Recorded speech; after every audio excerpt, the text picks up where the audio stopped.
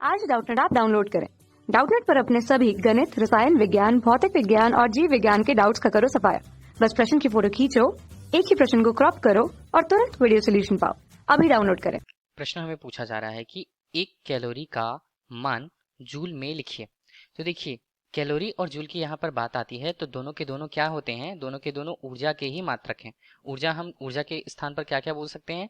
यदि उनके विमेय मानों को देखें तो कार्य हो सकता है ऊर्जा, यहाँ पर ऊष्मा हो सकती है ऊर्जा के रूप में।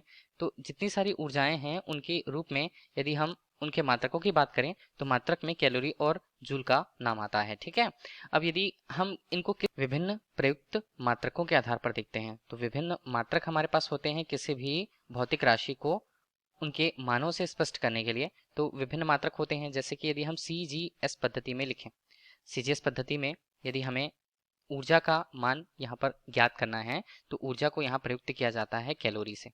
ठीक है, यहाँ पर कैलोरी के रूप में प्रयुक्त किया जाता है ऊर्जा को, कैलोरी। और इसी तरह यदि हम ऊर्जा की बात करें तो यहाँ पर हमारे पास SI पद्धति में, अथवा हम उसे बोल सकते हैं MKS पद्धति में। ठीक है, MKS पद्धति में जो कार्य या ऊर्जा का मान होता है वो होता है न्यूटन गुणा मीटर में। ठीक है, न्यूटन मीटर, इसे हम न्यूटन मीटर कहते हैं और संयुक्त रूप से इसे क्या कहा जाता है, या इसे कहा जाता है जूल। इस प्रकार कैलोरी और जूल CGS पद्धति से SI पद्धति में या MKS पद्धति में हमें इसे परिवर्तित करना है तो एक कैलोरी का मान जूल में कितना होगा, ये प्रश्न में पूछा जा रहा है। तो इस प्रकार यदि हम देखें तो एक कैलोरी का जो मान होता है, एक कैलोरी का जो मान होता है वो लगभग 4.18 जूल के बराबर होता है। ठीक है, ये मान हम किस प्रकार से निर्धारित कर सकते हैं? यदि हमने ऊष्मागतिकी के नियम के आधार पर ही यदि किसी कार्य को, देखिए, किसी कार्य को यदि ऊर्जा में परिवर्तित किया जाता है या ऊष्मीय ऊर्जा में परिवर्तित किया जाता है, और या हम बात करते हैं कि ऊष्मा को यदि कार्य में परिवर्तित किया जाना है, ऊष्मा को कार्य में परिवर्तित किया जाना है, तो इसके लिए हम कौन सा उपयोग करते हैं? हम ये जानते हैं ऊष्मागतिकी के प्रथम नियम के अनुसार जो जूल ने अपना नियम दिया था, इसके आधार पर जो यहाँ पर कार्य का परिमाण होता है W, वो वहाँ पर उत्पन्न हुई ऊष्मा के अनुक्रमानुपाती होती है। अब यदि W को हम मान के रूप में बराबर चिन्ह से प्रदर्शित करें तो यहाँ पर J एक नया मात्रक आएगा।